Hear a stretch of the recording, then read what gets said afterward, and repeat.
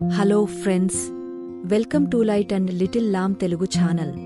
ఈ రోజు మనము అబ్రాహాము గారి పిలుపులో ఉన్న ఆశీర్వాదమును గురించి తెలుసుకుందాము రండి.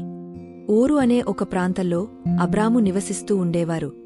ఒకరోజు యెహోవా తండ్రి అతనితో ఇలా అన్నారు, నీవు లేచి నీ దేశము నుండియూ నీ బంధువుల యొద్ద నుండియూ నీ తండ్రి ఇంటి నుండియూ బయలుదేరి నేను నీకు చూపించు దేశమునకు వెళ్ళుము. నేను నిన్ను ఆశీర్వదిస్తాను మరియు నిన్ను గొప్ప జనముగా చేస్తాను అని.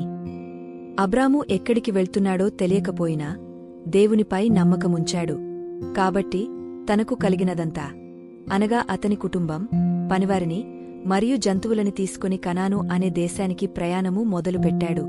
ప్రయాణం తరువాత అబ్రాముకి ఇంకా పిల్లలు లేనందున దేవుడు చేసిన వాగ్దానము ఎలా నిజమవుతుందో అని ఆలోచించుకునేవాడు. దేవుడు అబ్రామును ఒక రాత్రి బయటకు పిలిచి, నీవు లెక్కపెట్టగలిగితే ఆకాశాన్ని చూసి నక్షత్రాలను లెక్కించు, అంత జనమును నీకు వారసులుగా చేస్తాను అని అన్నారు.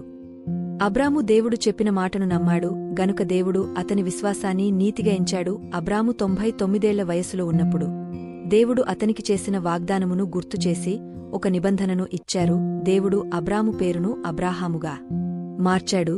దీని అర్థం అనేక జనములకు తండ్రి అని. మరియు సారాయి పేరును సారాగా మార్చాడు. వారిద్దరి ద్వారానే అనేక జనములు మరియు అనేక రాజులు వస్తారని వాగ్దానము చేశాడు.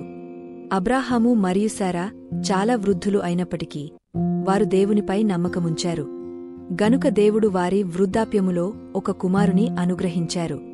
ఈ రోజు అబ్రాహాము గారితో మీరు కూడా విశ్వాసములో నడిచారు అని నమ్ముతున్నాము. ఈ కథ మీ జీవితాలలో ఉపయోగకరంగా ఉంటే మరియు ఇలాంటి మరిన్ని కథలు చూడాలనుకుంటే మా ఛానల్ని సబ్స్క్రైబ్ చేయడం మరిచిపోవద్దు. ఈ వీడియోని లైక్ చేసి షేర్ చేయండి మరియు మీ ఆలోచనలను కింది కామెంట్లలో వ్రాయండి. దేవుని పనిలో మీరు కూడా పాలిభాగస్థులు అయినందుకు వందనాలు. దేవుడు మిమ్మల్ని దీవించునుగాక.